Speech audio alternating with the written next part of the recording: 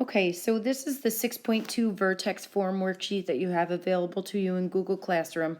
What I'd like to do is help you out with problems 1 and 3 and kind of do this as practice together. If you remember from the notes, if you haven't watched them, please go to YouTube and check that video out. I worked real hard on it.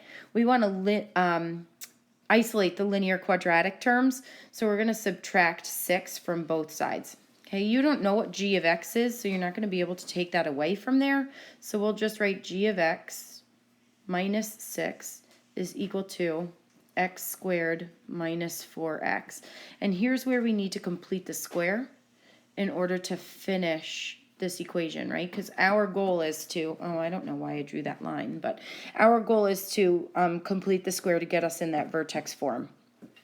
So cut 4, negative 4 in half, right? Negative 4 divided by 2 is negative 2, and then we have to square that. So this is going to be a plus 4 on both sides, okay? Once I do that, now I can take the right-hand side of my equation here, x squared minus 4x plus 4, and this factors. This is a perfect square trinomial. X minus 2, quantity squared, equals, and look at this 4 and minus 6 will combine together to give me g of x minus 2. So all I did was complete the square by cutting the linear term in half and squaring it, and then adding that to both sides. Now I've factored. My last step is to get the 2 away from that g of x. So I'm going to add 2 to both sides. I end up with g of x equals x minus 2, quantity squared, plus 2. Okay, down at the bottom, I'm not going to have time to get to it, but down at the bottom, it just asks you to put it in vertex form and then state what the vertex is. Here, the vertex is the opposite of the sign that's in here. So see how that's a negative 2? The x value of my vertex is going to be positive 2. And then the y value of my vertex is the 2 on the outside, which makes my axis of symmetry at x equals, right, because it's x value, positive 2. Okay? Let's look down at the bottom. I hope you're not feeling overwhelmed. I know it's a lot. Make sure you go back and check the video, and then you can also always ask me if you need extra help. I don't mind doing that at all. Okay, step 1.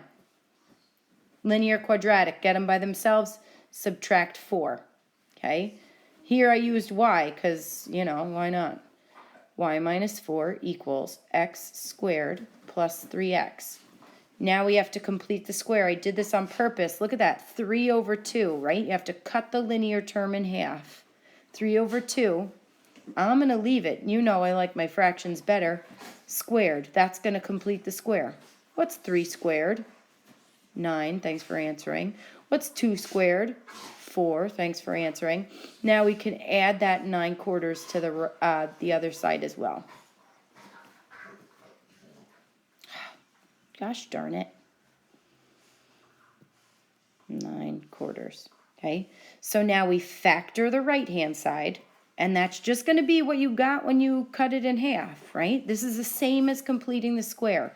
X plus 3 over 2 quantity squared equals, and now we've got on the right-hand side this y minus 4 plus 9/4. This actually, you could do it in your calculator, trust me, is going to be y minus 7/4 or y minus 1.75. If you don't trust me, do it. If you do trust me, then just go with it.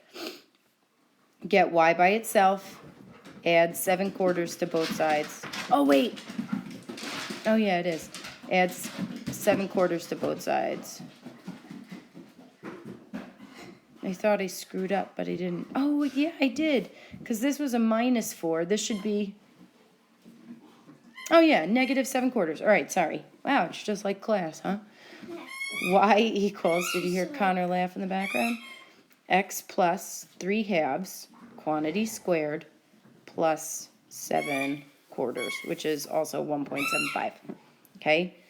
So again, if I needed to state the vertex, which I want you to do down at the bottom, okay, axis of symmetry, the vertex, the x value of the vertex comes from inside the parentheses, and remember it's the opposite sign, so this is going to be negative 3/2 comma, y value comes from the outside, 7/4.